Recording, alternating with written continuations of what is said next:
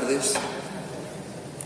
Os vamos a dar comienzo a esta conferencia sobre la Sábana Santa, la síndone, y con esta conferencia también inauguramos una exposición que se nos ha cedido del Centro Español de Sindonología, que está aquí en Valencia, y que luego podremos inaugurarla. El porqué de esta charla y por qué esta exposición, primero porque es una reliquia para otros creyentes importante, ¿no?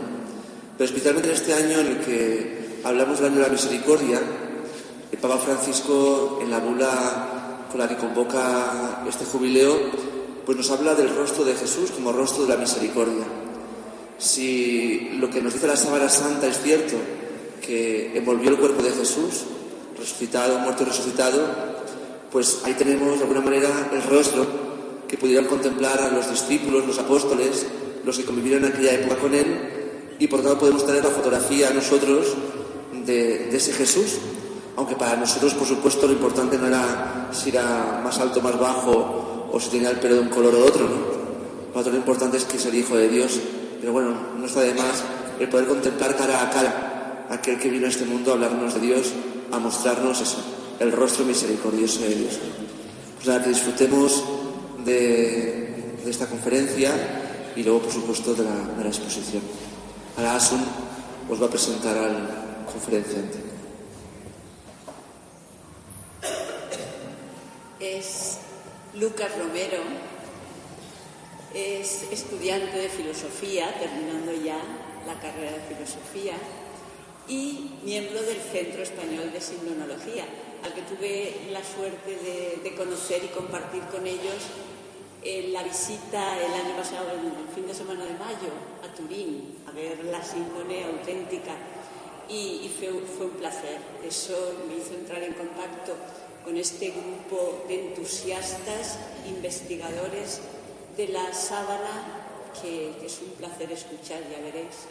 Él es las tres personas que dan las conferencias sobre la síndone, es el presidente, que es Jorge Manuel Rodríguez, ¿no? Él es su secretario personal, y Ignacio, otra. Ambos están hoy en otros sitios dando también esta... Con lo cual nosotros tenemos la suerte de poder disfrutar de Lucas, que ya veréis cómo nos va a ser un placer. Y nada más, porque ya situar el centro y todo lo demás lo hace el director. ¿Se me oye? Vale, buenas tardes. Me llamo Lucas Romero, como bien se ha indicado, pertenezco al Centro Español de Sindonología como socio desde hace, ya no recuerdo, 6 años, 7 años, y colaboro en él de manera más estrecha desde hace unos 4 como secretario del presidente. Desde hace unos 2 años... Uy, aquí pasa algo, ¿eh? Vale. Desde hace unos 2 años me noto como un robot. Bueno, no pasa nada. Me lancé a hacer las charlas, primero para chicos jóvenes, en colegios y tal, y un poquito después ya me lancé también para hacerlas para adultos. La charla esta es la información que ha sintetizado un poco el Centro Español de Sindonología. No es fruto de mi investigación personal, sino que yo aquí hablo como representante de este centro. Perdón. Cuando me acerco el mando. No creo que tenga nada que ver con eso.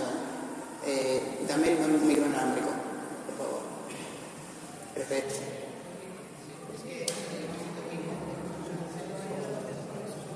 No me siento muy...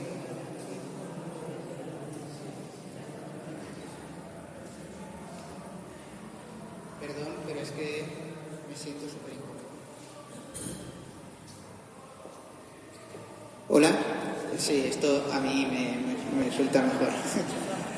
Entonces, vale, el Centro Español de Sindonología fue fundado en 1987 por Margarita Corsini de Ordech, que era una señora valenciana que pertenecía al Centro Internacional de Sindonología y que murió a los 6 meses de fundarlo. Después el siguiente presidente fue Celestino Cano, y al que sustituyó don Jorge Manuel Rodríguez en 2005, si no estoy mal, ya no me acuerdo bien de las fechas. Y bueno, sindonología es una palabra que es un neologismo, no existe, está inventada, y que coge la palabra síndone o síndon, que significa sábana, y logía, que es estudio sobre, ¿no? Entonces es un poco estudio sobre la sábana santa, y es que es a lo que se dedica nuestro centro, pero no solo a la sábana, no somos entusiastas de sábanas, no es que nos dediquemos a mirar sábanas con especial delectación, sino que nos interesa la figura de Jesucristo desde lo que se puede decir históricamente o arqueológicamente. Intentamos averiguar información de Jesucristo a partir de las reliquias que se atribuyen a la figura de Jesús histórico. Ese es el campo de trabajo de nuestro centro. Y bueno, entonces eso es el centro, que es el que ha sintetizado esta información. Precisamente, estas charlas son precisamente la sábana santa a la luz de la ciencia, aunque desde este momento yo no la llamaré sábana santa porque prefiero el término síndone. Síndone es una palabra con la que intentamos evitar de entrada la referencia que es una reliquia. Con lo de santo suena que es muy pío, suena algo un poco piadoso, religioso. Aquí nosotros vamos a verla a la luz de la ciencia, es decir, vamos a ver datos. Esta sábana es un chorro de datos. Esta charla es un chorro de datos, aunque no se preocupen porque no es un tostón. Entonces, de acuerdo. Entonces, la charla tiene 3 partes. La primera es la tela, la segunda es la impronta, la tercera es el personaje. Es decir, primero vamos a ver el soporte en el que está esa imagen extraña, ¿no? Que es la misma tela, la edad que puede tener, la famosa datación carbono 14 que se hizo, etc. Una segunda parte será la naturaleza de esa imagen extraña que tiene, que nosotros preferimos llamar impronta a imagen, porque imagen es una palabra que parece que esté pintada, hace referencia a que está pintada, entonces preferimos evitar el término, porque no está pintada. Y luego ese personaje que aparece ahí representado en esa imagen, por decirlo de alguna manera, ¿qué podemos decir de él, ¿no? Esas son las 3 partes de la charla. La primera es la más larga y es bueno advertirlo, porque es bastante larga, ocupa más o menos la mitad de la charla. Entonces, sabiendo eso ya, pasamos a la localización y descripción del objeto. La sábana santa está en Turín desde el año... A ver, que eso tengo una chuleta. Está en Turín desde el año 1578. Yo siempre fui muy malo para las fechas, entonces o me las apunto o no hay manera de acordarme. Está en esta catedral que aparece aquí, que es la Catedral de Turín. No es especialmente gran cosa. En España tenemos catedrales más bonitas. De hecho, lo más bonito que tiene es esta cosita que hay aquí atrás, que es la cúpula de la capilla de la Síndone. La Síndone pertenecía a la dinastía Saboya. Estaba en manos de los duques de Saboya. Entonces, para que estuviera en la catedral y a la vez en el palacio, se construyó en el barroco una capilla que unía, que se podía entrar por un lado por la catedral y por el otro desde el Palacio Real. Entonces la capilla estaba un poco en medio de las dos. Ahora mismo está rodeada de andamios y así sigue porque en 1997 ardió en un incendio y se ha quedado llena de andamios. Se supone que la van a restaurar, pero a fecha de hoy sigue siendo una promesa. Ya han pasado desde el 97 pues 20 años y así seguimos. Entonces, cuando se expone la sábana santa se le llama una ostensión. En la salve decimos muéstranos a Jesús, en latín el verbo que se usa es ostendere. Una ostensión significa una mostración, que la sábana se muestra. De normal no está mostrada y regularmente una vez cada 25 años se le muestra, que es lo que se llama una ostensión ordinaria, y como a día de hoy está en manos de los papas, cuando ellos lo deciden, pues puede haber una ostensión extraordinaria, por el motivo que ellos lo prefieran.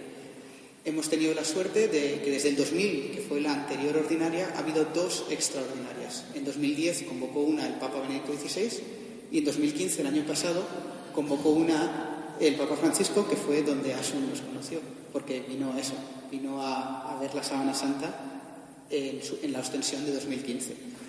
El 24 de mayo de 1998 hubo una ostensión extraordinaria convocada por el Papa Juan Pablo II, hoy en día San Juan Pablo II, donde hizo un discurso con el que se enmarca muy bien el estudio de la sábana santa, en nuestra opinión, ¿no? Recogemos siempre esas 4 frases. La síndone es espejo del Evangelio, porque iremos comprobando que lo que nos relatan los relatos de la Pasión, sobre todo, aparece muy bien reflejado en la Sábana Santa, con datos extra que no se relatan en los evangelios porque no son especialmente descriptivos y que, sin embargo, encajan muy bien, como he dicho, en los evangelios. También dijo el Papa que es un reto a la inteligencia. Es decir, la sábana es un misterio. Se puede ser creyente o no ser creyente. Se puede creer que sea falsa o que no, pero no es un objeto sencillo. No es algo que se pueda descartar de un plumazo. Hoy en día, que padecemos en general en la sociedad, esto ya me sale de filósofo, pero padecemos una fuerte epidemia de pereza mental y a la gente no le gusta pensar, suele descartar las cosas de un plumazo. La Sábana Santa es una que no deja hacerse eso fácil. O sea, si tú lo descartas de un plumazo, estás siendo demasiado simplón. Es un objeto complicado de tener una opinión sobre él. No es fácil, tiene muchos datos que parecen difíciles de encajar en una teoría simple, ¿no? Por eso es un reto a la inteligencia, es algo que fascina, por eso a nosotros nos fascina y lo estudiamos. Dice también, y esto es muy importante porque parece que todo el mundo se olvida de esto, que no tratándose de una cuestión de fe, la Iglesia no puede decidir si es verdad o no.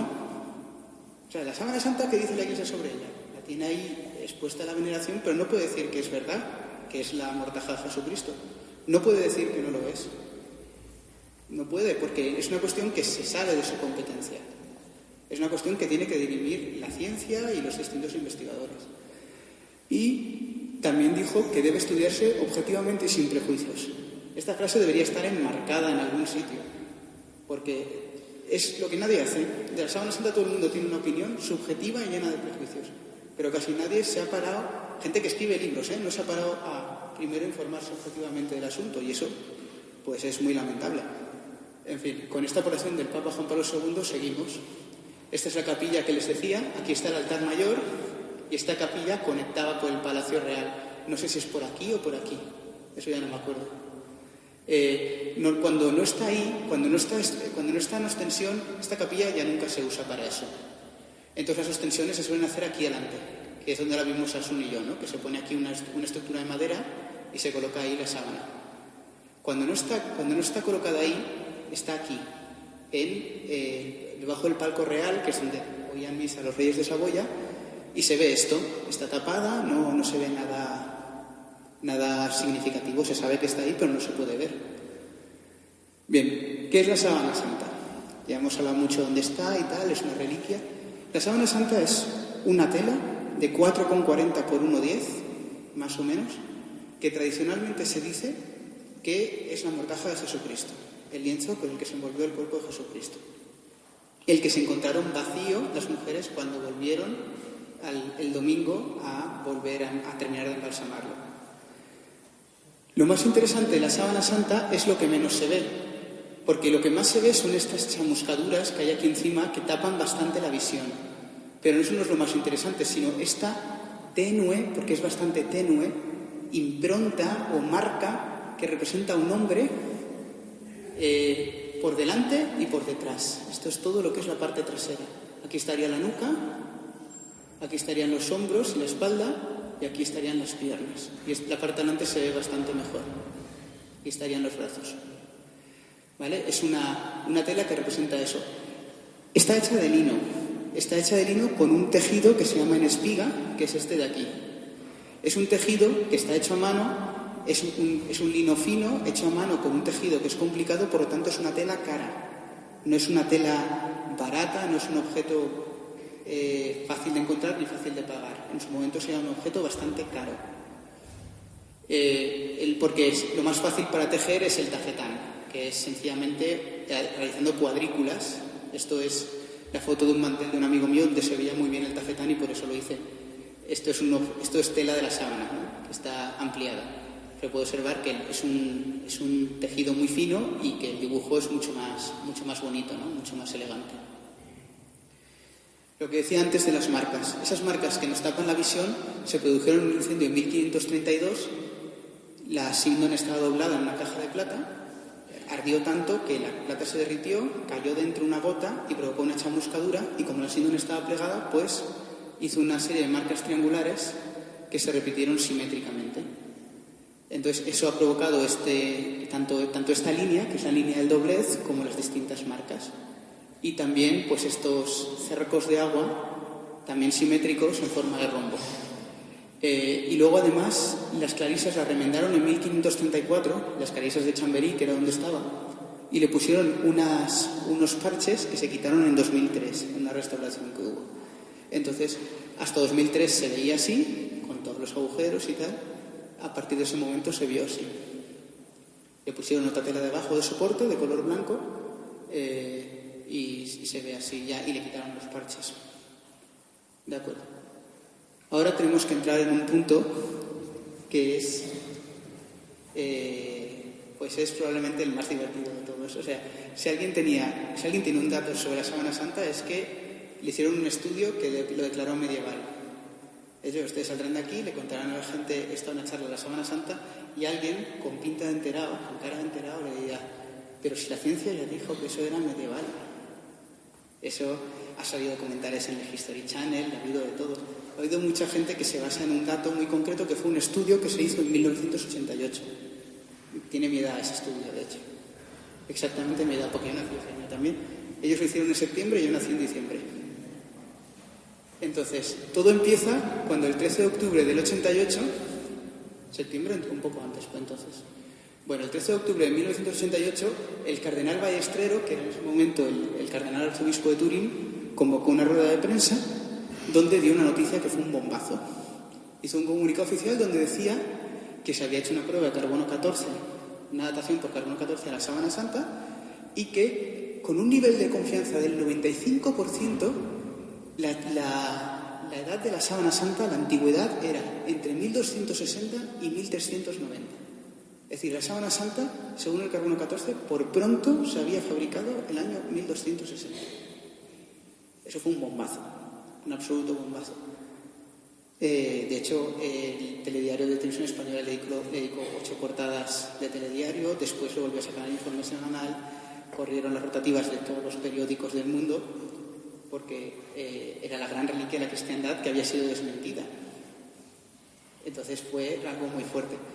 Fue un comunicado que se hizo en su momento que no tenía todavía la publicación científica respaldándolo. Esa apareció un poco después, ya en el año 89, en la revista Nature. Es una revista de ciencia muy prestigiosa. Entonces esto es el artículo, que yo, por cierto, debo decir que no lo he leído. Tampoco entendería nada porque no soy científico, pero vamos, esto es el famoso artículo con todas las firmas de todos los que participaron y demás. Entonces, ¿qué decía este artículo? Este artículo ya desmentía una cosa que había hecho el cardenal Ballestrero. Él decía que el índice de confianza era el 95%. Bien, el índice de fiabilidad de la Sábana Santa, cuando se calculan los datos que aparecen en este artículo, es del 5%, no del 95%. De hecho, el límite de fiabilidad más bajo que hay para aceptar una radiodatación por válida es el 5%. Si tú lo bajas más, ya no puedes darla por válida. Si te sale un 4 o un 3% de fiabilidad, tienes que devolver la muestra, los restos de la muestra, diciendo que la datación no funciona. No puedes dar por válido el resultado que te ha dado.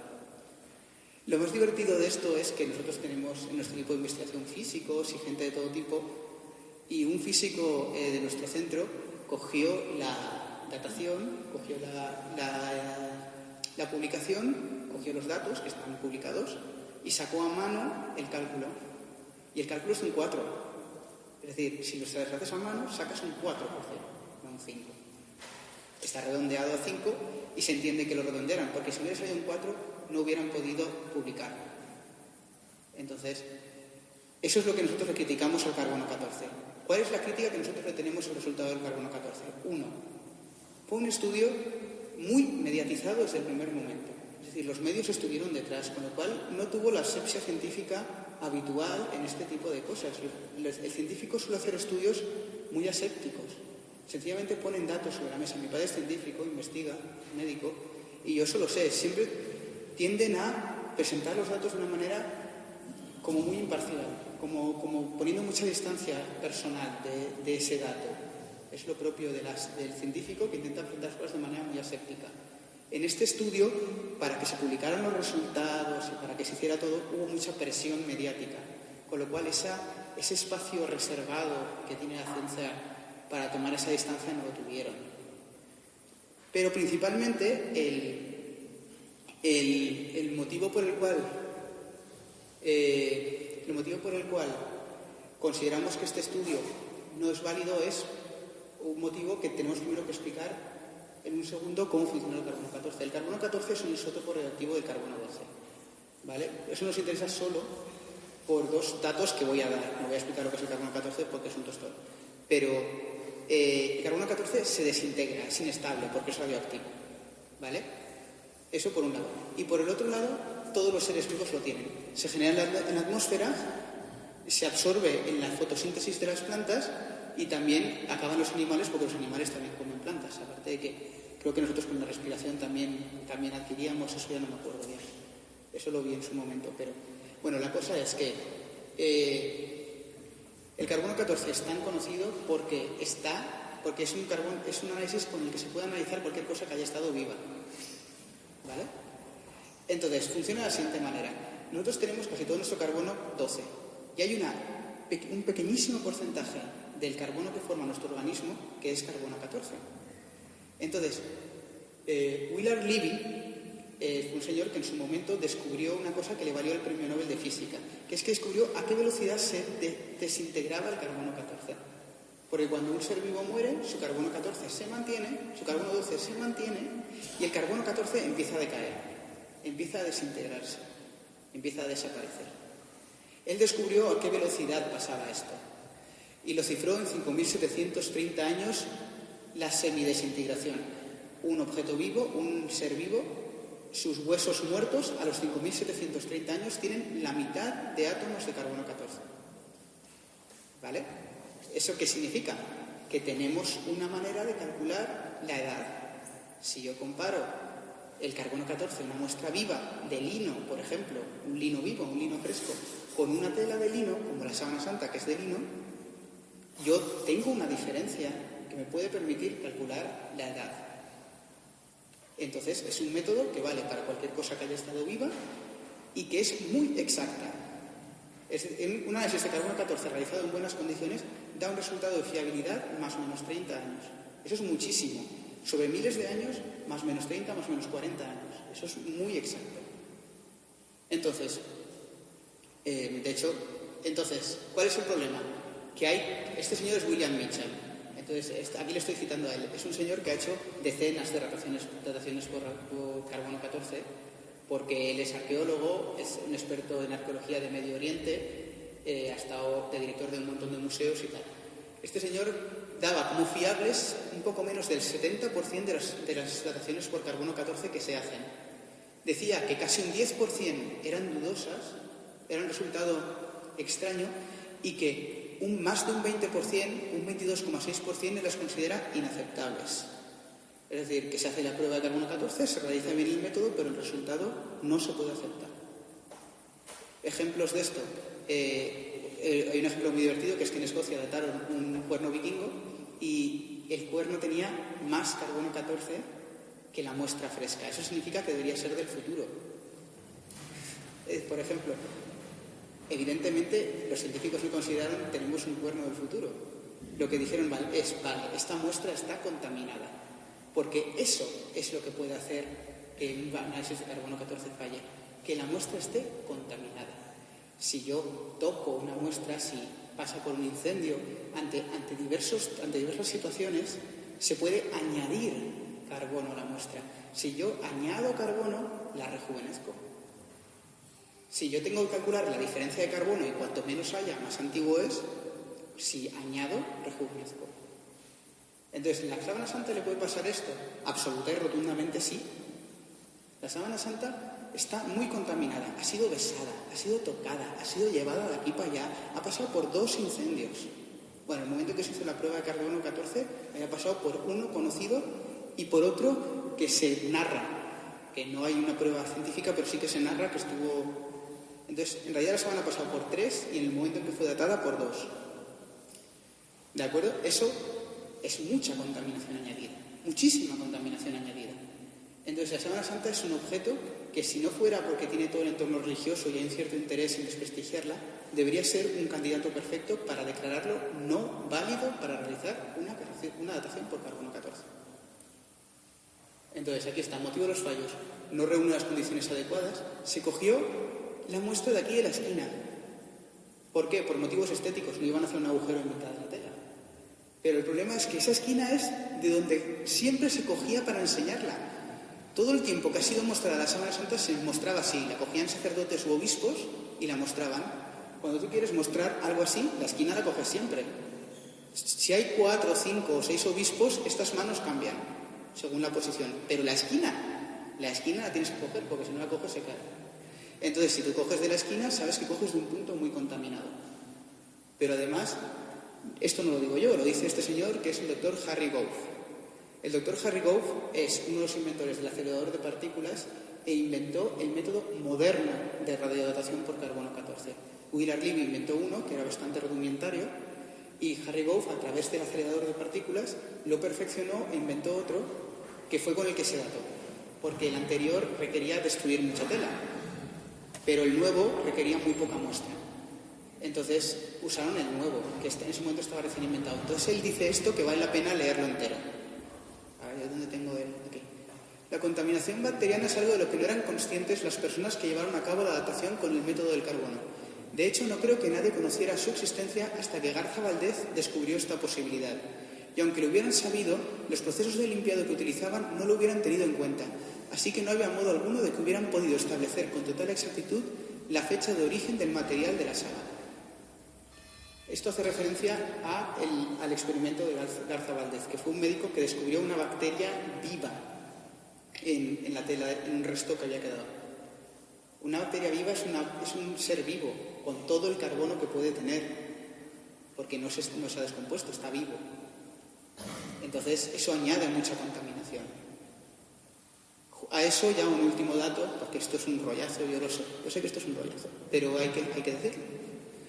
Entonces, el doctor Raymond Rogers, que trabaja en el laboratorio de Los Álamos, que fue uno de los laboratorios donde se hizo la prueba de carbono 14 en su momento, sacó en 2005 esta publicación en la revista Termoquímica Apta. En él daba cuenta de un descubrimiento interesantísimo, que es que él decía que en ese laboratorio había hecho la prueba de datación por carbono 14 y conservaba un resto. Tenían que haberlo devuelto, pero no lo devolvieron. Entonces se lo quedaron. Entonces él se había dedicado a analizarlo y había encontrado fibras de lino, que eran las propias de la sábana, pero había encontrado fibras de algodón que estaban pintadas para que pareciesen de lino. No era un remiendo, no era como si le hubieran puesto un parche, sino literalmente como si alguien hubiera deshecho ese entramado en espiga de la sábana, hubiera pintado algodón para que pareciese lino y lo hubiera retejido para que no se notase el remiendo. Eso era la única explicación posible a lo que encontró Raymond Rogers, que encontró el lino y el algodón. El algodón era claramente un añadido posterior, que no se nota porque no es un parche, no interrumpe la trama de la tela. Pero si ese algodón es nuevo y se cogió de esa esquina, evidentemente el resultado quedó muy contaminado. Por eso, y no porque seamos unos fanáticos, ni una gente que no acepta la ciencia, ni ninguna de las cosas que se dicen a veces, por estos motivos es por los que en el CES decimos que el carbono 14 en su momento no fue válido y que antes de hacer otro habría que ver muy bien qué posibilidades hay de que se desvíe el resultado. Porque volver a hacer otro, si va a volver a salir mal, no tiene ningún sentido. Hay que saber por qué salió mal, tener muy claro qué posibilidades de desvío hay, saber limpiarlo bien y de entonces se podrá hacer un carbono 14 de cuyo resultado tengamos más garantías. De este no las tenemos. Ya cambiando de tercio, también se encontró polen en la sábana santa. Este señor es Max Frey, él era criminólogo. Él fue el que montó el CSI de Suiza. Era un tío que montó la policía criminalística de Suiza. Era un hombre así muy apasionado a la ciencia, muy interdisciplinario él. Y él consiguió permiso, en una de las veces que llevó investigaciones sobre la sábana santa, consiguió permiso para tomar muestras. Entonces él cogió celo y pegó el celo, arrancó y se llevó todo el polvo. Fue un bestia. Eso es una bestialidad, porque ese pegamento contamina. O sea, fue una bestia. De hecho, iba a coger de la cara, no le dejaron. Iba a poner un trozo de cero en la cara y hacer así. Era un hombre un poco bestia. Entonces, estos son los celos Fry. Entonces, él, de ahí, ¿qué es lo que estaba buscando? Polen. Estaba buscando granitos de polen como este. Entonces, él cogió el polen, sacó luego unas publicaciones donde él pues decía el polen que había encontrado, la identificación que él proponía y tal. Esa identificación, él decía que había encontrado plantas endémicas de estos lugares. Que había encontrado 38 plantas que eran del área del Negev, Mar Muerto, 18 de la zona de Turquía Oriental, 14 de la zona de Constantinopla, luego, ya no lo veo, ¿qué pone? 13 de Francia Central y 16 de la zona del Piamonte, que es donde está Turín. Esto es el recorrido histórico de la Sábana Santa tal como se sugiere normalmente. Entonces, encontrar pólenes de esas zonas era algo realmente interesante. El estudio de Max Frey ha sido respondido tal como él lo publicó, pero los profesores Danen y Baruch sacaron otra publicación años después donde ratificaban no las especies, pero sí las familias. Es decir, llegaban a nivel de familias y decían que Max Frey había tenido razón hasta las familias, que su identificación en especie era demasiado atrevida, que no había tantas garantías, pero que desde luego las familias que él había identificado eran esas y no eran otras. Estos sí que eran palinólogos dedicados a pólenes. Entonces ya entramos en la parte de la historia de la Sábana Santa. Lo primero que hay que decir es que la Sábana Santa muestra un enterramiento judío como era en tiempos de Jesús, que era como aparece en este cuadro, ¿no? Que se ponía una sábana muy larga, se ponía el cadáver y luego la otra parte se envolvía la parte superior. Y normalmente se ataba con varias vendas o con una que hiciera espiral para sujetar las distintas partes. Entonces, tenemos un pequeño problema con esto, que es que los evangelios no dan ninguna referencia a qué se hizo con la mortaja de Jesús. Dicen que encontraron los vendas en el suelo, o que no son las vendas, son los lienzos, pero bueno, las traducciones a veces hacen cosas raras.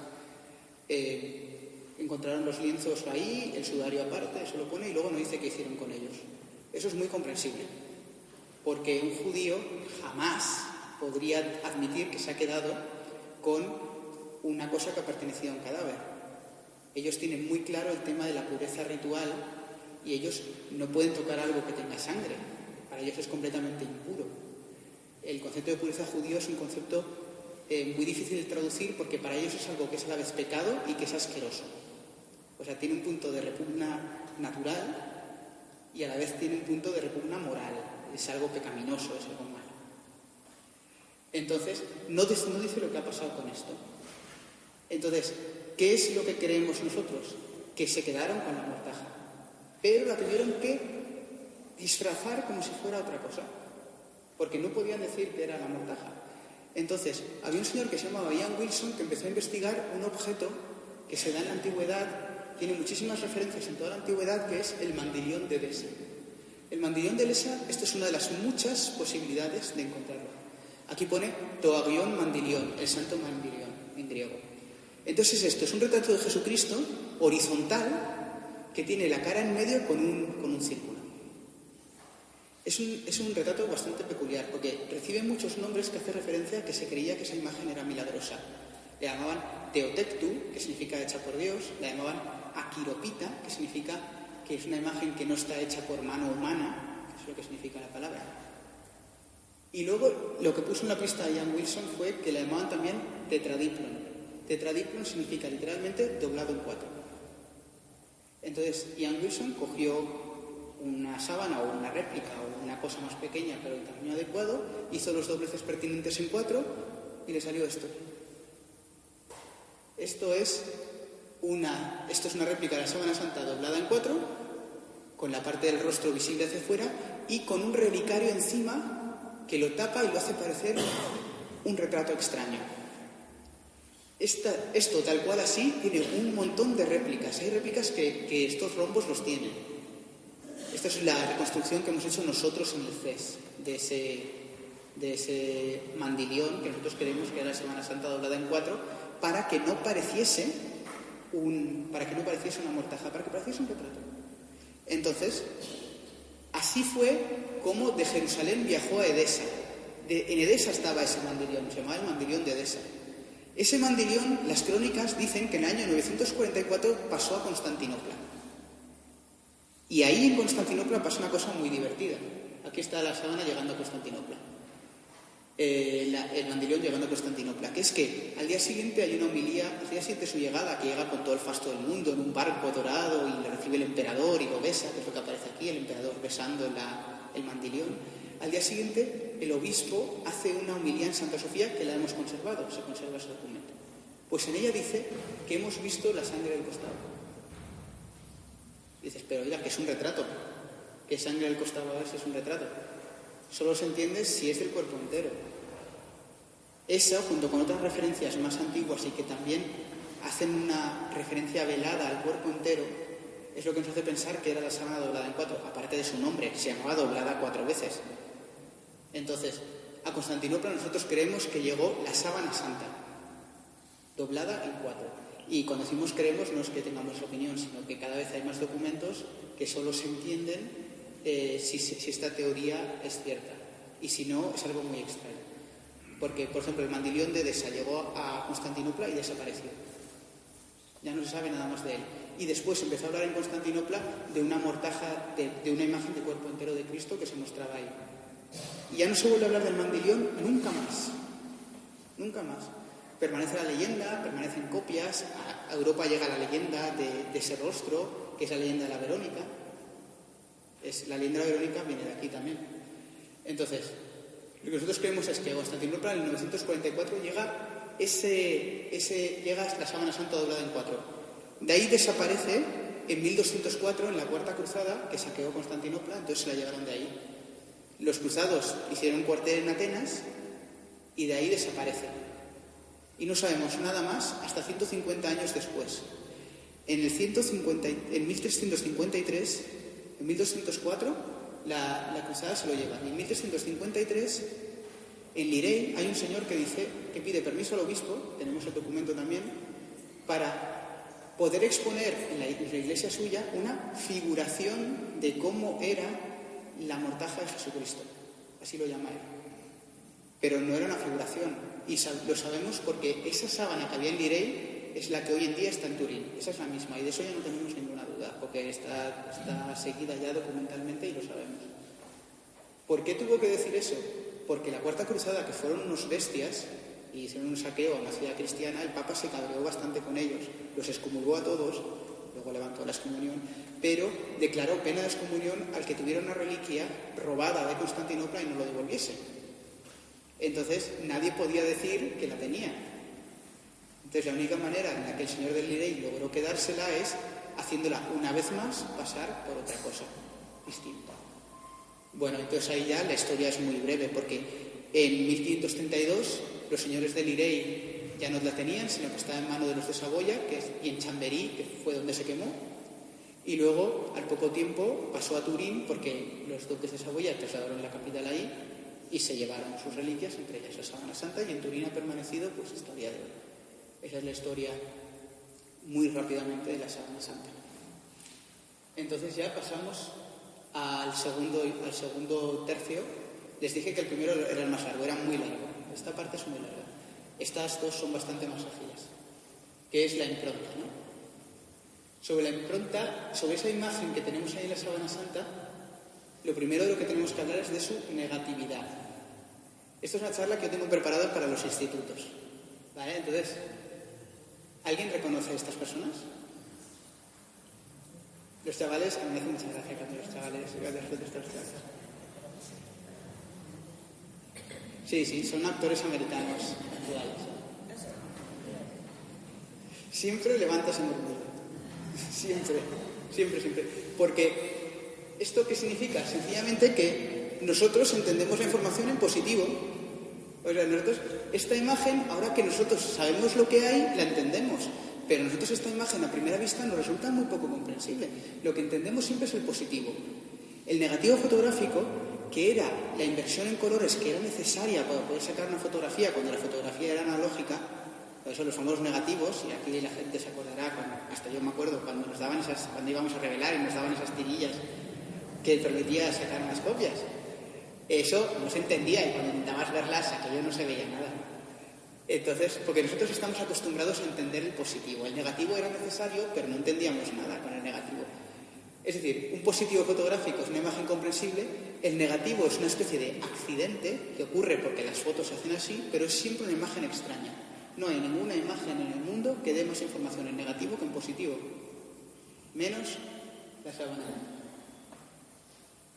La sábana santa tiene en su negativo una imagen mucho más comprensible que en su positivo. Miren el rostro. En el rostro está muy claro.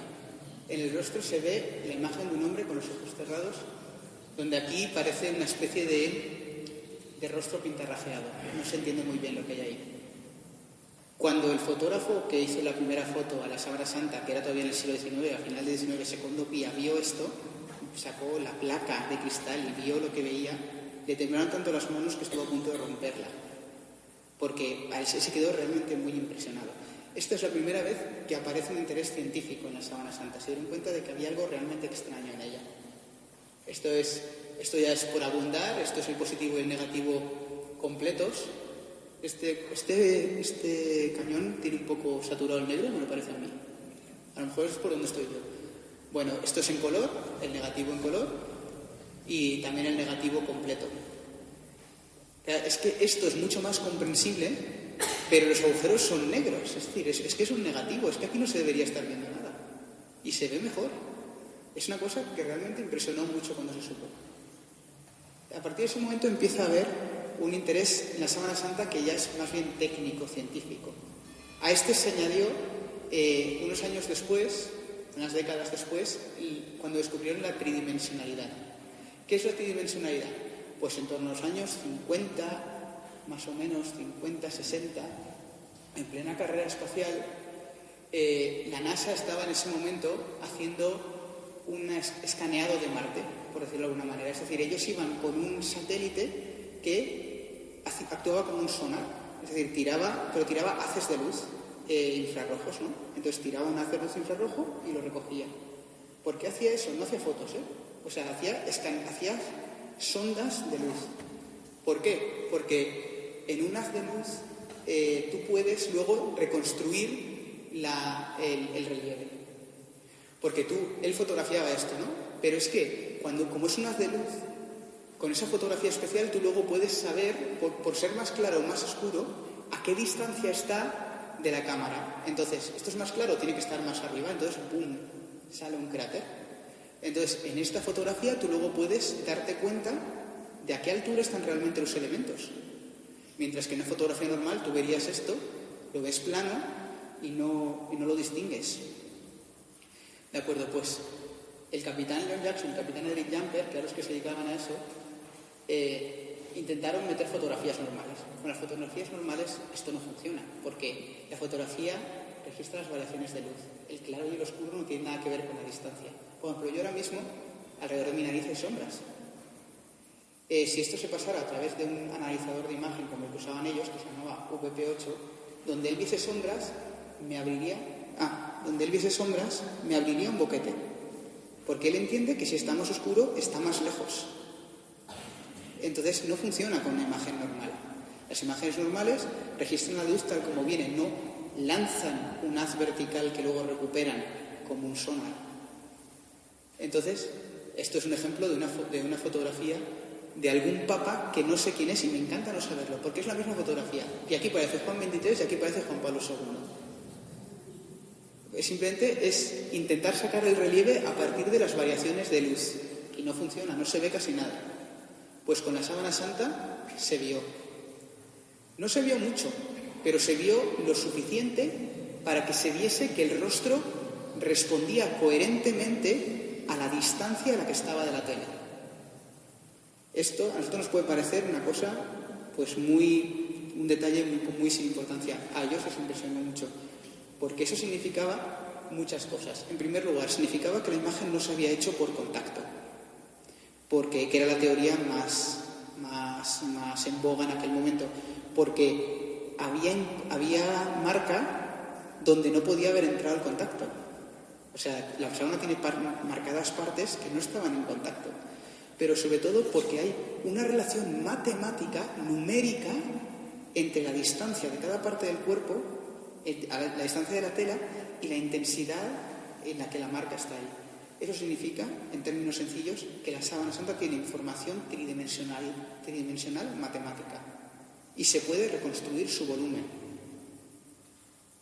Y de hecho se han hecho reconstrucciones digitales. Eso a ellos les impresionó tanto, que hicieron un grupo de investigación que es el Shroud of Turin Research Project, el proyecto de investigación de la sábana de Turín, y se fueron a Turín, consiguieron los permisos y se fueron a Turín a investigar la sábana santa 5 días enteros, con todas sus horas, con noches incluidas. Entonces aquí están ellos llevando la sábana santa, le hicieron fotografías en todos los espectros de luz, la ultravioleta, hicieron rayos X, hicieron todo lo que se les ocurrió. Esto es una foto de un momento en que están usando una lámpara ultravioleta. Esto también son luces y cuestiones extrañas que hicieron. Se hicieron todo lo que se puede ocurrir. Porque querían hacer, es el mejor estudio que se ha hecho jamás de la sábana santa. Se hizo en el 78. Y con toda la tecnología que tenían disponible. Y querían responder a 2 preguntas. La primera, ¿hay sangre en la síndone? Aparece algo que parece sangre, pero ¿hay sangre? Entonces, aquí tenemos un montón de marcas de algo que parece sangre y que está repartido por toda la sábana santa. Pero para saber si es sangre era necesario encontrar esto que aquí, que parece que podría ser un pigmento, porque además la sangre a medida que se va pasando el tiempo puede adquirir todos los colores del mundo. Tenemos un forense que dice que ha encontrado sangre hasta verdosa. La sangre que con el tiempo se ha secado y se ha quedado verdosa. No imagínense. Entonces se encontró esto. Esto es un glóbulo rojo, por lo tanto la sangre de la sábana santa es sangre. Ahí es realmente sangre. No es un pigmento ni ningún otro tipo de cosa. Eso lo confirmó el doctor Adler, que es este señor de aquí, que era un hematólogo muy famoso, que además no estuvo en Turín, sino que a él le enviaron la muestra y que tiene una frase muy conocida, que es que si esto no es sangre, me como el microscopio. Este es el momento en el que le dicen de dónde han sacado la muestra. Él era judío, no era cristiano. A él le enseñaron la muestra, le dijeron, ¿es sangre? Y él, sí, es sangre. ¿Seguro? Sí, seguro. Entonces fue cuando se irritó y dijo, si no es sangre, me como el microscopio. Y entonces le dijeron de dónde venía y esta es la fotografía testimonial de un segundo después. Eso, nosotros en el centro somos amigos del fotógrafo que fue a Turín con los del Stud, que es Barry Schwartz, por eso sabemos todas estas anécdotas. Y luego, Pierluigi Baima Bolones, otro médico, de la Universidad de Turín, que le hizo una prueba también a esa sangre, una prueba que se llama de antígenos fluorescentes, que básicamente tú pones un material que lanza una fluorescencia que es distinta según el grupo sanguíneo. Entonces, gracias a eso sabemos el grupo sanguíneo de la sábana santa, que es el grupo AB. Es un grupo que no es el más común, ni mucho menos, pero es muy común entre los judíos yemeníes. Los judíos yemeníes es la comunidad judía que menos se ha mezclado con otras comunidades del mundo. Han tenido muy poco contacto con otras comunidades, entonces los que más puramente conservan la raza semita, y entre ellos hay un porcentaje elevadísimo, de casi 90%, de gente con grupo sanguíneo AB. Eso es un dato que se puede relacionar, como se puede no relacionar, pero como dato está ahí. Y luego lo segundo y más importante, que es ¿qué es lo que hace que haya ahí una imagen? ¿Es pintura? ¿Qué es? Entonces, aquí se ve muy mal, luego hay otra imagen donde se ve mejor, aquí se ve bastante bien. Lo que hay aquí es una cosa súper curiosa, que es que hay toda una serie de fibrillas en los hilos, que unas están coloreadas, entre comillas, y otras no. Porque lo que hace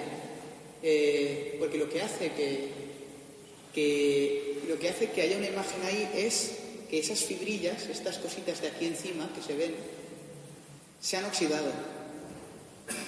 Igual que cuando partes una manzana y se oxida, el lino de la sábana se ha oxidado. Pero se ha oxidado de una manera muy peculiar, porque hay fibrillas oxidadas al lado de otras que no lo están. Entonces no se ha podido hacer con un líquido, porque por capilaridad tú una zona de una tela que la empapas con un líquido para oxidarlo, se oxidaría toda ella.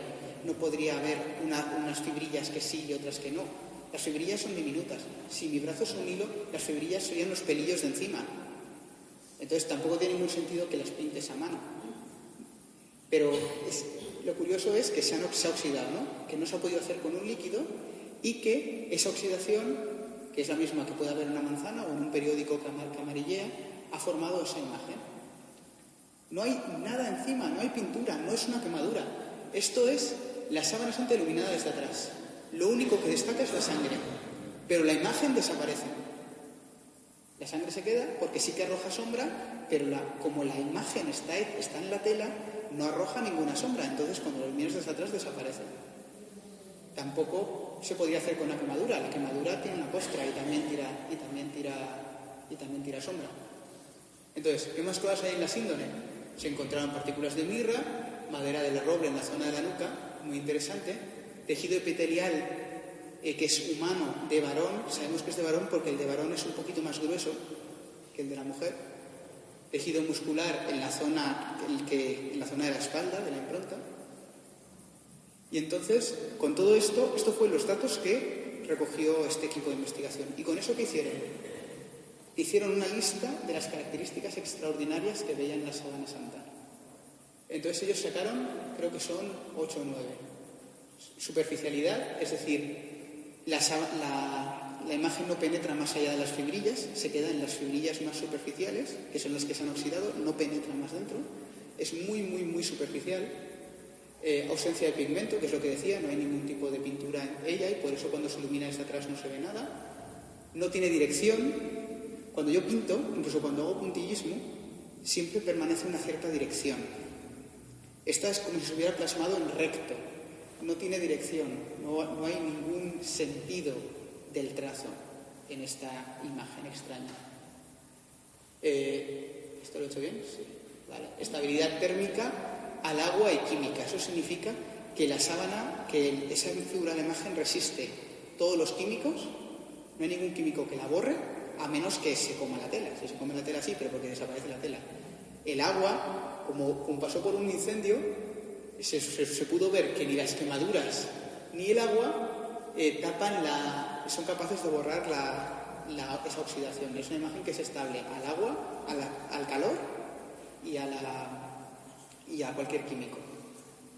Y luego su negatividad, que ya hemos explicado, su tridimensionalidad, que también la hemos explicado, y la pormenorización, que significa que es una imagen con todo lujo de detalles. Se ve todo. O sea, se pueden resolver detalles médicos finos. Esto es en las manos y se puede ver los dedos. Los médicos, los forenses sacan un montón de información de aquí. Muchísima, muchísima, muchísima, porque se ve todo. Entonces es una imagen que es muy leve, pero que se ve todo. Es realmente muy peculiar. Entonces ellos hicieron un cuadro donde pusieron todas las características y luego pusieron las distintas teorías que había de formación de la imagen para comprobar si podían darse. Entonces, la radiación tiene todos los síes menos un posible. Yo conservo el cuadro que publicaron ellos, por eso pongo posible. A día de hoy habría que decir no. Más adelante se comprobó que para que esta sea así, para que la pormenorización sea así, la tridimensionalidad debería ser no. Para que una radiación provoque esa imagen o no sería pormenorizada o no sería tridimensional, pero no podría ser las dos cosas a la vez. Porque solo puede ser o colimada o no colimada y es muy largo de explicar, pero este posible, que lo pusieron en su momento por si acaso, porque en ese momento pues se sabía menos de radiación y tal, después se comprobó que no era posible. Por lo tanto, hoy en día ellos mismos, y son ellos los que lo han dicho, John Jackson es el que lo ha dicho, pondría aquí un no grande. Entonces no hay ninguna teoría válida para explicar por qué la sábana está ahí. Ningún proceso físico ni ninguna combinación de ellos puede dar lugar a esa imagen. Eso es lo que publicaron ellos. Y luego ya, la última parte, que es el personaje, esta es la más bonita de todas, porque vamos a entrar a ver qué nos está diciendo este hombre que aparece representado. Lo primero que hay que decir es que es un rostro muy lesionado. Los antropólogos indican que estos rasgos son los propios de una persona de raza hebrea. También pueden ser de otro tipo de razas, pero que desde luego son compatibles con una persona de raza hebrea, sobre todo visible en nariz larga, por ejemplo, que es bastante típica. Entonces, tiene barba, es un hombre con barba, tiene el pelo suelto por delante y en la sábana se ve como por atrás lo tiene recogido. Tiene ahí una especie de coleta, que lo agarra más o menos a la altura de los hombros, un poco más arriba, a la altura de la nuca más o menos. Es un rostro muy lesionado, aquí no se ve mucho, pero tiene aquí un hematoma fuerte en el pómulo, tiene el tabique roto y tiene bastantes heridas en la zona de la nuca, heridas sangrantes en la zona de la nuca. Entonces, durante mucho tiempo se ha intentado reconstruir este rostro. Este es uno de los últimos intentos que se han hecho, lo ha hecho un socio nuestro, el profesor don Juan Manuel Miñarro, que es un escultor, un imaginero de Sevilla. Esto fue una sugerencia que él hizo de cómo podía ser ese rostro que aparecía, pero después lo corrigió, porque lo que se ve aquí no es eso, sino esto. Esto es lo que aparece en la sábana. Es decir, este es el rostro con las lesiones. Se ve aquí con mucha más claridad esa enorme herida en el pómulo, ese tabique desviado, el ojo hinchado y se ve... Bueno, aquí él no ha querido representar las heridas punzantes porque esto es un boceto hecho para otra cosa, pero aquí se puede ver bastante bien que la geografía de este rostro no es la de un rostro habitual, tiene muchísimas deformaciones porque tiene muchísimos golpes. Entonces esta es otra propuesta, que esta es la de Giulio Ricci. A mí me gusta menos, me parece menos exacta, pero que tiene la ventaja de que este es un dibujo entero de él, ¿no? Y al lado pues pone y detalla pues las distintas lesiones y cómo se comportan. Luego, este rostro tiene heridas de una corona de espinas. Eso es algo súper peculiar porque no era un castigo habitual, no lo hacían los romanos de manera habitual. El único caso histórico que conocemos es Jesús, que dice que lo hacen por burlarse de él. No es un castigo como... La flagelación sí era un castigo romano, la crucifixión era un castigo romano. La coronación de espinas es un extra que se les ocurrió por burlarse.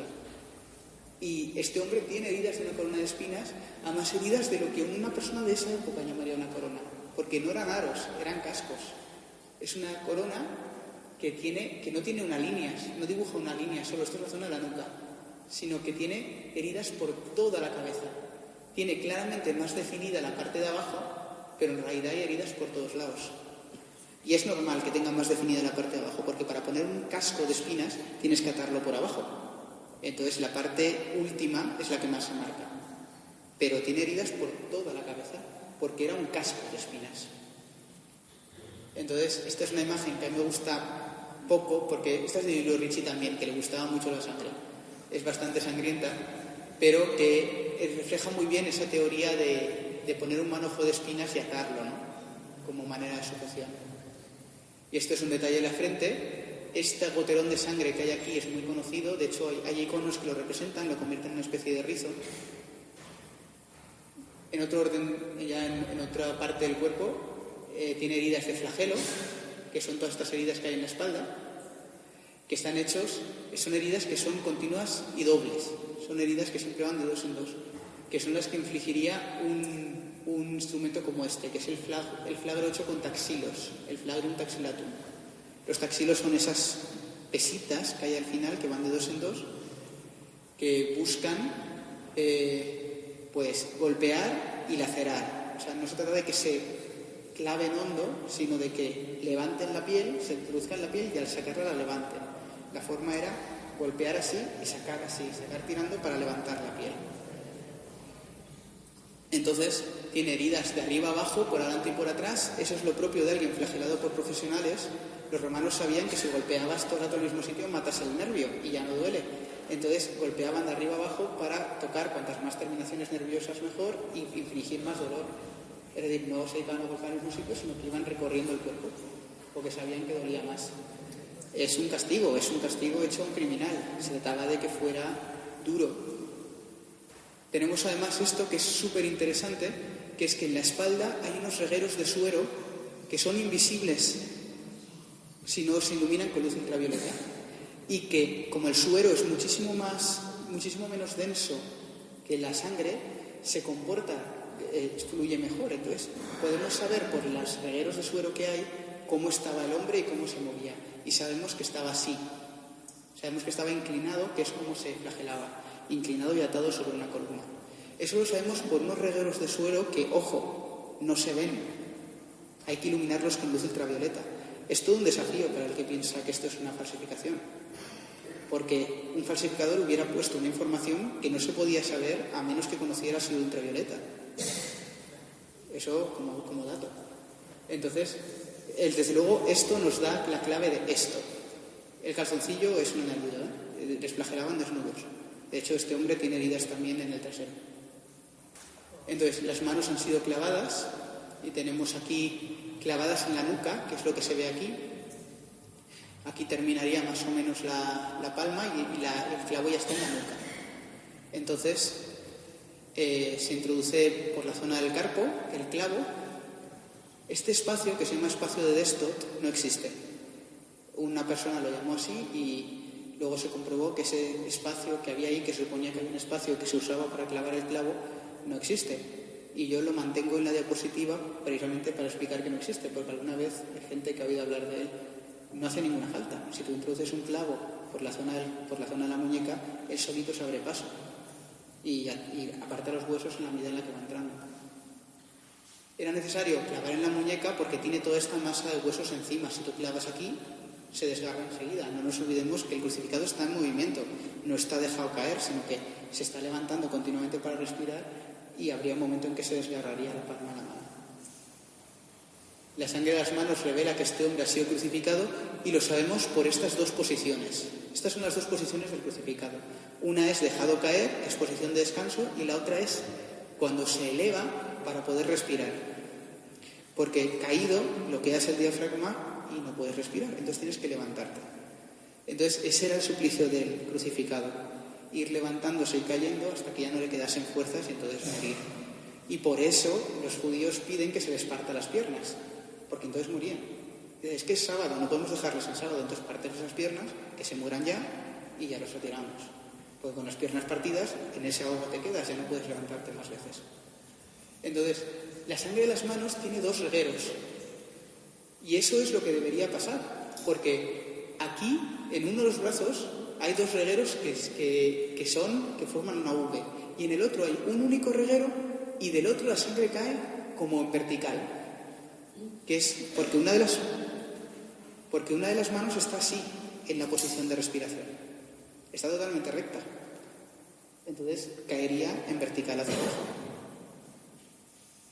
Eso todo es reconstrucción forense. O sea, hay que tener muchos datos para saber esto. En la Edad Media no los tenían, porque no habían visto crucificados. Porque en la Edad Media no se crucificaba. Luego, además de eso, hay una herida en la espalda muy curiosa, que es una especie de contusión. Se ve muy bien aquí. Está inclinada, se ve aquí y luego está otra vez muy poquito aquí arriba. Pero aquí está muy claro que hay una zona como mucho más oscura. Como si las heridas se hubieran rozado contra algo y estuvieran como especialmente contusas. Entonces hay quien ahí pone la teoría de que eso fue el palo de la cruz horizontal, ¿no? Que es el patibulum, que se llama así el palo horizontal de la cruz, porque ellos lo llevaban a hombros. Entonces, si tú estás flagelado y te ponen un palo de esos encima, pues ese roce podría provocar ese reabrimiento, esa contusión. Luego, los pies también han sido clavados. Por la posición sabemos que uno encima de otro, es decir, así. Esto no ofrece más problema porque el pie tiene mucha masa ósea por encima, tú clavas y mantiene perfectamente el peso. Eso sí, fue clavado así, no así. Es decir, no había subpedáneum, no había ningún tipo de repisa. Se clavó contra la madera. Tiene una lanzada en el costado. Esta lanzada es muy curiosa porque sabemos que es una herida post-mortem. Sabemos que es una herida infligida después de muerto. ¿Cómo lo sabemos? Porque tiene muy poca sangre. Si hubiera estado vivo, el corazón bombea y lanza un montón de sangre por una herida de ese tipo. Pero si ya estás muerto, ¿qué sangre puede caer? El corazón ha dejado de latir, la sangre ya no fluye. Sale la que te queda en el corazón y por donde atraviese la lanza. Entonces sale poca y poco a poco. Además sabemos que hay como un líquido seroso que aquí no se ve bien, hace falta contrastar la foto para verlo mejor, pero que hay un líquido seroso que es más grande ya lo diré, es más grande que la herida, que es un líquido de tipo suero. ¿Qué podría ser? Podría ser el pericardio, que es una membrana que protege el corazón y que ante situaciones de estrés, como las que ha pasado un flagelado, se llena de líquido para proteger el corazón. Puede ser también la pleura pulmonar, que es el mismo mecanismo, pero en el pulmón. O puede ser que la sangre, como ya se ha coagulado en parte, pues ya tenga por un lado todo el mazacote del coágulo y por otro lado el suero. De todas maneras, el suero sale antes siempre que el resto. ¿Por qué? Porque es más, lo que decíamos antes, es mucho más fluido, es mucho menos denso.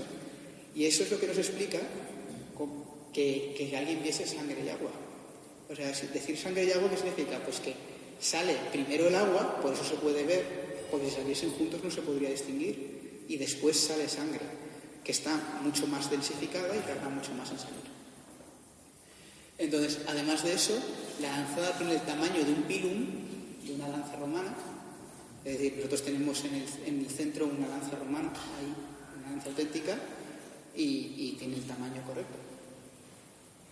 Entonces, no fue clavado así, eso lo sabemos, porque esto es muy inclinado, es casi perpendicular, con lo cual la cruz sería bastante bajita, y sencillamente es un golpe de gracia que hacen los romanos mucho, es un golpe de rematar. De hecho, esto es el galo moribundo, que es una estatua muy conocida y tiene el mismo tipo de herida.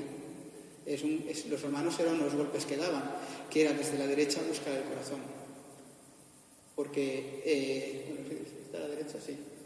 Está a la derecha, claro, porque en la izquierda el otro sostiene el escudo. Por ahí no puedes atacar, tienes que lograr encontrar el corazón por la parte desprotegida. Entonces es eso, ellos esto lo tenían muy entrenado, que es eso, entrar y abrir el corazón. Si rasgas además el pulmón, sale toda la pleura pulmonar, sale el pericardio y sale la sangre. Entonces tienes mucho suero saliendo y además la sangre que queda dentro del corazón. En conclusión, porque ahora ya hemos terminado con el recorrido, esto es un Cristo que dice el profesor Miñarro. Este es un Cristo. ¿Cómo sabemos que es un Cristo y no una representación del hombre que hay en la Sábana Santa? Porque tiene un cartel. Si quitásemos el cartel, podría ser una representación perfecta del hombre de la Sábana Santa, porque tiene sus heridas. ¿De acuerdo? Entonces, esto lo digo porque el hombre de la Sábana Santa nunca vamos a poder asegurar que sea Jesucristo, pero podemos asegurar que tiene las mismas heridas que alguien de quien se haya narrado todo lo que se ha narrado de Jesús de Nazaret, incluida la coronación de espinas, incluida la flagelación y, por supuesto, la crucifixión. Eso es así, son datos. Al margen está, creer o no, pero esos son datos. ¿Es posible falsificar esto? Porque eso sería una pregunta muy interesante. Pues bien, para falsificar esto necesitaríamos una persona que tuviera unos conocimientos médicos que no había en la época medieval. O bien que sencillamente repitiese todo el proceso de Jesús. No necesitaría conocer nada si se hubiera dedicado a flagelar a alguien, luego coronarle de espinas y luego crucificarle. Pero incluso aunque hubiera hecho eso y lo hubiera puesto en una sábana, se hubiera quedado con la sangre. Las manchas de sangre serían iguales y darían la misma información. Pero la imagen no. La imagen a día de hoy todavía no sabemos cómo se ha hecho.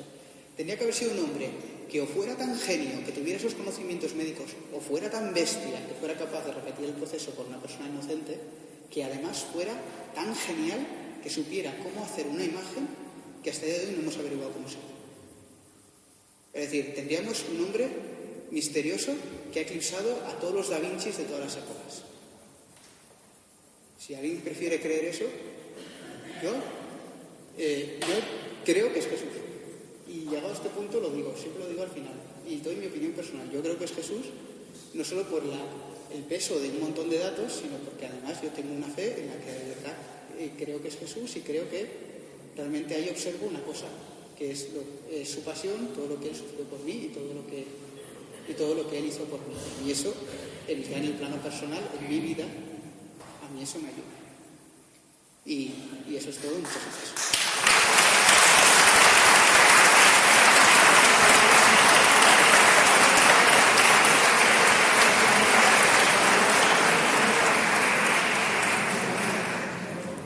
Si hay alguna pregunta, alguna duda que haya quedado.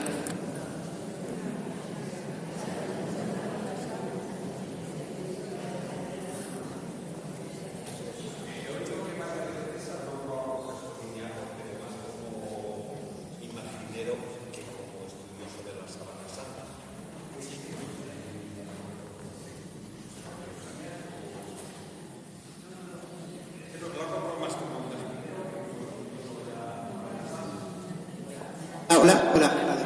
Me pregunta el caballero que he nombrado a Miñarro como imaginero más que como estudioso, porque además es un estudioso. Sencillamente es que Miñarro nos da un aporte muy bueno en cuanto a imágenes. Estamos muy de acuerdo con él. Él forma parte de nuestro equipo de investigación del CES. Y mucho del trabajo de Miñarro no es una teoría exclusiva suya, sino que es un trabajo de equipo que hace con otras personas también vinculadas a nuestro centro. Estamos muy de acuerdo con él. La verdad es que las teorías de Miñarro, igual que las de todo nuestro equipo de investigación, son mucho más originales en el tema del sudario de Oviedo. Ahí se le cita mucho más, porque esa investigación es nuestra. Esto es sobre todo una recopilación de investigación de otros, porque nosotros no hemos tenido la oportunidad de investigar la sábana directamente. Entonces se cita a los investigadores directos, pero casi todo lo que dice Miñarro respecto a la Sábana Santa es información interdisciplinar del CES y también su aporte particular, y por supuesto estamos muy de acuerdo con él en muchas cosas. Eso es. ¿Alguna otra pregunta? Sí, una pregunta yo. En vuestras teorías que habéis hecho, ¿habéis incluido a lo mejor el hecho que la impronta se haya desarrollado a través de una radiación, de una energía desconocida que nosotros todavía no hemos descubierto? Es una pregunta muy interesante. Lo que solemos decir al respecto es que eso es una manera complicada de hablar de un milagro. Si la única posibilidad de explicar la Sábana Santa es una radiación de una energía misteriosa que no podemos conocer, que sus manifestaciones físicas no son totalmente desconocidas por el momento, eso o es posponerlo hasta que haya investigación de manera que podamos decir otra cosa, decir por el momento no lo sabemos, que es en realidad lo que decimos, y desde luego es decir que es en realidad una manera complicada de hablar de un milagro, porque si nosotros no lo sabemos ni lo manejamos, ¿cómo lo iba a saber y manejar un hombre de la Edad Media? El problema no es reproducir la Sábana Santa. Con nuestros métodos modernos aún no sabemos hacerlo, pero con láseres y tal ya han llegado a una cosa que se parece. No tiene todas las características, pero se parece. Lo que desde luego es impensable que lo lograse hacer alguien con la técnica que tenía en los siglos en los que está datada. Sí, estoy de acuerdo. Otra pregunta. Sabemos que el lienzo de Oviedo, la sangre del lienzo de Oviedo y de la Sábana Santa son del mismo grupo. Pero hace años se estaba intentando buscar una relación de ADN de las dos lienzos, de la Sábana Santa, pero no se podía hacer porque nuestra tecnología no lo permitía a la época hacer un análisis de ADN del mitocondrial con sangre tan vieja. ¿Ha cambiado algo en estos años o todavía no sabemos nada? La cuestión es precisamente que el ADN de tanto una tela como de otra está tremendamente deteriorado. Entonces, al estar tan deteriorado, como mucho se recuperan fragmentos. Entonces, sin una secuencia completa no hay comparación posible. Aparte de que aunque comparases ambas, tendrías una comparación entre ambas. Con ADN nunca podremos saber si era de Jesús, porque no tenemos ninguna muestra con la que comparar. No tenemos ADN de Jesús. O sea, entonces, vale. ¿Una otra pregunta? Desde la primera foto que se hizo a la sábana con una cámara normal de fotografiar hasta hoy, ¿se nota variación en las huellas?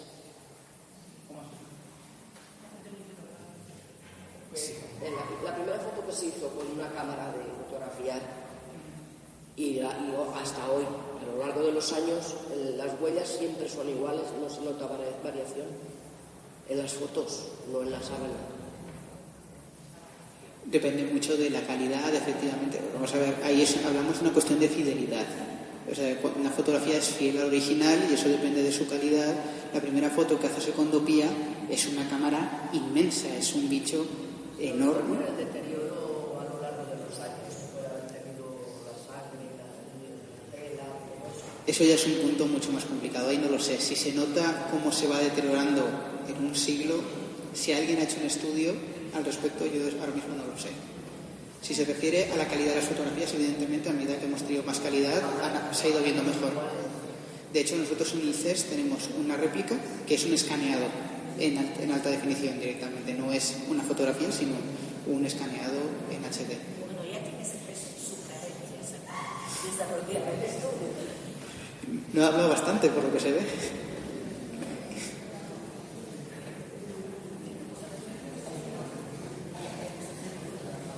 Yo quería preguntarle, porque en aquella época, hace 20 siglos, pues ahora podemos comprender la imagen en negativo. Posiblemente hace 2000 años es incomprensible. Y entonces me asombra que se haya podido conservar o mantenerla, porque lo más lógico en el pensamiento de entonces, de las personas, pues me imagino que sería, al ser incomprensible y absurdo, pues lo más lógico es que fuese, lo destruyeran. Y otra cosa también, que eso es por deformación, pero muchas imágenes de Jesucristo, la lanzada se la ponen en el costado izquierdo. Eso es por defecto, buscando el corazón, pues a lo mejor. Respecto a la segunda, efectivamente, no respondo por lo que un artista haga cuando representa a Jesucristo. O sea, si le pone el costado izquierdo, pues bueno. Hay cuestiones de la imaginería cristiana, sobre todo los iconos, que tienen que ver con la Sábana Santa. Hay otros que no, que son de formación y que cada uno se lo ha representado a su manera. Respecto a la primera pregunta, es muy interesante.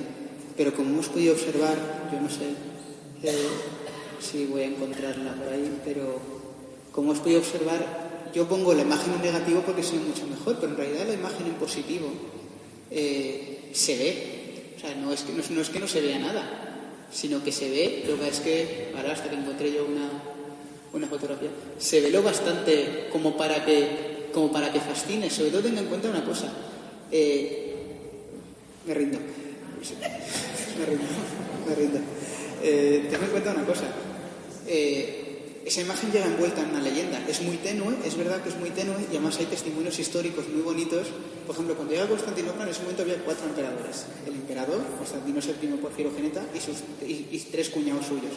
Los 3 cuñados, y queda escrito, dicen, ¿esto es la famosa imagen de Edesa? Si nosotros tenemos iconos mucho mejores, esto parece una mancha de humedad.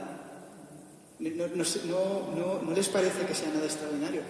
Pero piensa en una imagen que llega envuelta en una leyenda, porque desde el primer momento es, wow, esto se ha quedado aquí.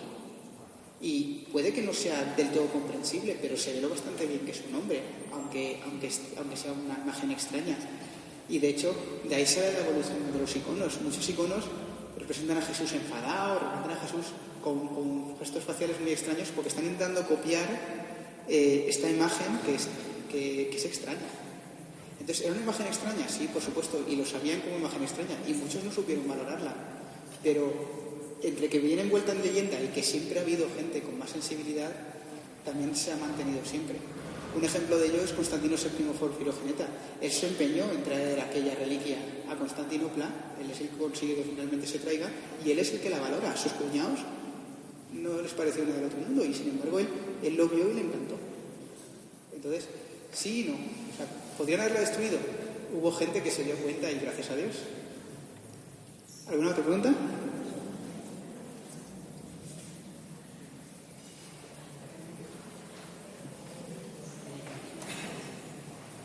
No tengo ninguna pregunta porque creo que lo habéis explicado todo muy bien y os doy las gracias, pero era una curiosidad a nivel de pueblo. Dentro de las imágenes ha salido el padre Anastasio Balestrero, que era obispo de Turín. Bueno, pues el padre Anastasio era carmelita descalzo y a finales de los años 50 estuvo aquí en Villa varios días. Lo digo como anécdota porque a lo mejor mucha gente no lo sabe, que una persona que estuvo aquí varios días en el convento de las monjas también tuvo mucho que ver en lo de la Sábana Santa. Gracias.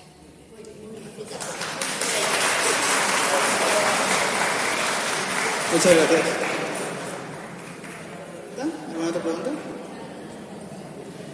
¿No? Pues muchas gracias por todo.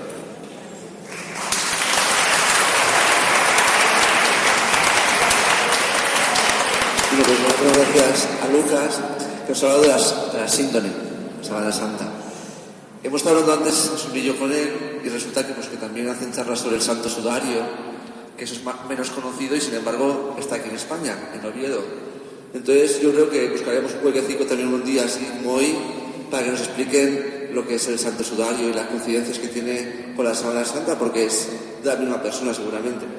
Pues, bueno, entonces, y luego también la del Santo Cáliz, que esa la tendremos en verano con otra exposición que tendremos en el Santo Cáliz en el Palacio.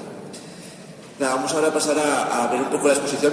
Yo no os recomiendo hoy que veáis mucho porque son todo paneles con fotografías y textos. Es para abrir durante la semana tranquilamente, a pasar raticos ahí, ir leyendo y mirando las fotografías, sobre todo los que tienen más curiosidad científica y demás, ¿no? Así que hoy es entrar un poquitín, dar una vuelta y ya está, ¿de acuerdo? Bueno, y vais a entrar en una sala que hemos restaurado recientemente, que es la planta baja del palacio, que estaban todas las andas ahí amontonadas y trastos, aquello era... Y bueno, pues se ha restaurado no gracias a los que hemos estado haciendo cosas ahí, sino a todos, porque la parte económica también cuenta, ¿no? Así que ya dije que los bonos continuaban hasta final de año para que todo ese dinero se invierta ahí. Y ahora veréis que vale la pena invertir porque tenemos ahora, podemos decir, nuestra sala de exposiciones parroquial y para eventos y lo que haga falta, ¿no? Así que eso es pues, una cosa de todos, para todos, que es definitiva para lo que se hace, aunque quedan algunas cosas por acabar. Y nada, vamos a pasar allá a Palacio y, como digo, durante la semana se puede ir visitando poco a poco la exposición. En la exposición hay una reproducción, bueno, es una fotografía a escala grande de la Sábana Santa, un poco cómo sería de tamaño y cómo se ve. Gracias.